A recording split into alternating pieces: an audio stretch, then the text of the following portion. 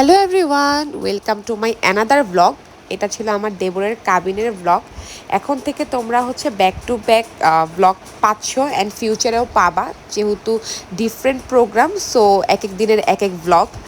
কাবিনটা হয়েছিল 6 তারিখ ফ্রাইডে আসরের পরে, কারণ জুম্মার পরে আসলে কাবিন করানো অনেক বেশি টাফ, কারণ অনেক মানুষ থাকে মসজিদে। এর জন্য হচ্ছে আসরের পরেই কাবিনটা করানো হয়েছিল। বেসিক্যালি কাবিনটা মসজিদে পড়ানো হয়েছে। এইদিকে মেয়ে ছিল মেয়ের বাসায় অ্যান্ড আমার দেবর ছিল মসজিদে।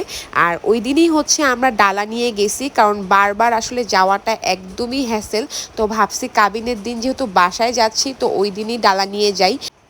এদিকে আমরা ভাবিরা, তারপর মা চাচিরা সবাই শাড়ি পরে গেছিলাম কাবিনের দিন। আর মা চাচিরা তো সবসময় শাড়ি পরে প্রোগ্রামে, কিন্তু আমি পায়েলও হচ্ছে স্পেশালি শাড়ি পরছিলাম, কারণ দেবরের বিয়ের বলে কথা। অ্যান্ড বাকি সব ভাবিদেরকেও বলছিলাম শাড়ি পরে যাইতে। অ্যান্ড যে দেখি আমাদের বউ রেডি হয় নাই। আমরা যখন গেছি তখন সে শাড়ি পরতেছিল। দেন ওকে শাড়ি পরানোর শেষে আমি ওই যে ওর হেয়ার করে দিছি খুব তাড়াহুড়া করে, বিকজ ওর শাড়ি শেষ করার আগে ওইদিকে মসজিদে হুজুর কাবিন পড়ায়া বাসায় চলে আসছিল, আর সবাই চিল্লাচিল্লি করতেছিল এখনও হয় নাই। তো কোনো রকম তাড়াহুড়া করে ওর হেয়ারটা ডান করলাম। দেন হচ্ছে এই ওড়না পরায় দিচ্ছিলাম। আচ্ছা, ওড়না আর শাড়ির কালার দেখা কেউ কিছু বলল না ভাই। শাড়ি নিয়ে যাইনি আমরা ওড়না কেনার সময়, অ্যান্ড মনে হয়েছিল শাড়িটা গোল্ডেন, তাই গোল্ডেন কালার ওড়না নিয়ে আসছিলাম। অ্যান্ড কি করবো, এর জন্য গোল্ডেন কালার ওড়নার সাথে ম্যাচ করার জন্য জুয়েলারিও গোল্ডেন কালার। যাই হোক, কিন্তু ওভারঅল লুকটা ভালো কিন্তু লাগতেছে, যদিও মিসম্যাচ ছিল, বাট সুন্দর লাগতেছে কিন্তু আমাদের বউকে। আর দেখো, ওর হচ্ছে বিয়ের পানি লাগার সাথে সাথেই মুখের মধ্যে গ্লো চলে আসছে একরকম। মানে কাবিনের দিন ওকে অনেক কিউট লাগছে, আমাদের কাছে অনেকই কিউট লাগছে। আর এদিকে এই যে কাজী, হ্যাঁ কাজী, কাজে চলে আসছে ওর কবুল পড়ানোর জন্য। আর ও খুবই নার্ভাস ছিল, মানে ও বলতেছিলই না কবুল।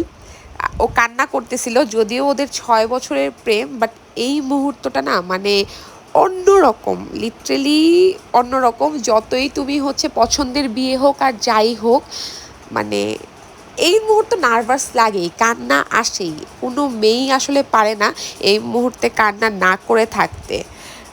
অন্যরকম একটা ফিলিংস। আমি এই ভিডিও যখন হচ্ছে এই যে ভয়েস ওভার দিচ্ছি, এই সিন দেখে আমার কান্না আসতেছে। আমার তো এমনিই কান্না আসে।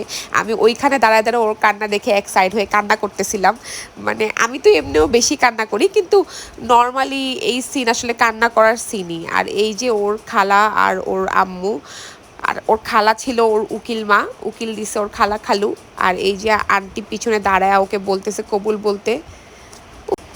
এরপর অনেক ধৈর্য অপেক্ষার পর আমাদের ছোট যা কবুল বলছে। মাঝখানে তো ভাবছিলাম হয়তো কবুল বলবে না, হয়তো এখান থেকে ওইটা ভাইগা যাবে। যাই হোক, ম্যাম হচ্ছে কবুলটা বলছে। আসলে এটা যার যার ব্যাপার, কে কতক্ষণ সময় নেয় নিজেকে নর্মাল করার জন্য, এই ব্যাপারটা অ্যাডাপ্ট করার জন্য, যে আমি আসলে পুরোপুরিভাবে অন্য একজনের হয়ে যাচ্ছি। আমার বাপের বাসা ছেড়ে আমি আরেক বাসার মানুষ হয়ে যাচ্ছি, বাপের বাসায় মেহমান হয়ে যাচ্ছি। মানে এই জিনিসটা আসলে এক একজন মানুষের হজম করতে এক এক সময় লাগে। কারো অনেক কম সময় লাগে, কারো অনেক সময় লাগে, কেউ সহজে অ্যাডাপ্টই করতে পারে না। লাভ ম্যারেজের ক্ষেত্রে যদিও একটু ইজি হয়ে যায় ব্যাপারটা, কিন্তু অ্যারেঞ্জ ম্যারেজের ক্ষেত্রে তো আরও বেশি টাফ।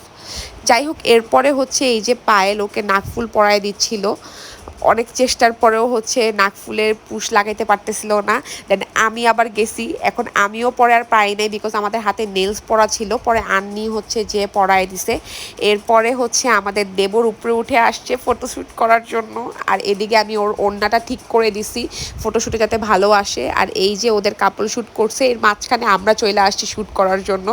যাই হোক, আমরা ফটো টটো তোলার পর ওরা আবার শ্যুট করছে। দেন হচ্ছে আমরা ওয়েট করতেছিলাম ওদের শ্যুট শেষ হওয়ার জন্য। ওরা ভিতরে শ্যুট করতেছিল অ্যান্ড আমরা ভাবিরা বাইরে পাহারা দিচ্ছিলাম যাতে মুরব্বিরা না যায়, স্বাভাবিক। আর এই যে বক্স, এটা দেখছো গতকালকে আমরা প্যাকিং করছিলাম, এটাই আসলে ওদের কাবিনের বক্স। এর মধ্যে খোরমা, বাতাসা, বাতাসা না, ওই যে কী জানি বলে বালুশাই, তারপরে বাদাম, আর এই চকলেটটা আছে। এই চকলেটটা অনেক মজা ভাইরে ভাই, আমি যে কয়টা খাইছি, এখনও বাসায় আছে, এখনও আমি খাইছি যায়া। আর দেন হচ্ছে আমাদের সবাইকে নিয়ে খাওয়াইতে নিয়ে গেছে উপরে। অলরেডি আম্মু চাচিরা সবাই খেয়ে ফেলছিল। দেন আমরা হচ্ছে জামাই বউকে নিয়ে খাইতে বসছি। আমার তো অলরেডি তখন অনেক ক্ষুধা লাগছিল, বিকজ আমি সকালে উঠেও কিছু খাই নাই, একদম ডিরেক্ট হচ্ছে সন্ধ্যাবেলায় যে লাঞ্চ করতেছি, ক্ষুধায় পুরো পাগল হয়ে গেছিলাম। বাট আসলে সব কার্যকলাপ শেষ না করে খাইতেও বসা যায় না, যদিও আন্টি বলছিল, বাট আমরা বলছি যে না, ওদের সবার শেষ হোক, দেন Oh ওদেরকে my নিয়ে একবারে God. বসবো। এই যে ম্যাম হচ্ছে উড়া ধুরা খাইতেছে দেবরের বিয়ে উপলক্ষে, কোনো দিকে তাকানোর কোনো সময় নাই, জাস্ট খাওয়া হচ্ছে কথা। এরপরে হচ্ছে আমরা বসে কিছুক্ষণ আড্ডা দিছিলাম, এরপরে আমরা বিদায় নিয়ে নিছি, আমরা বাসার দিকে রওনা দিয়ে দিছি তখন। আজকে এই পর্যন্তই, দেখা হবে নেক্সট ব্লগে। টিল দেন, আল্লাহ হাফেজ।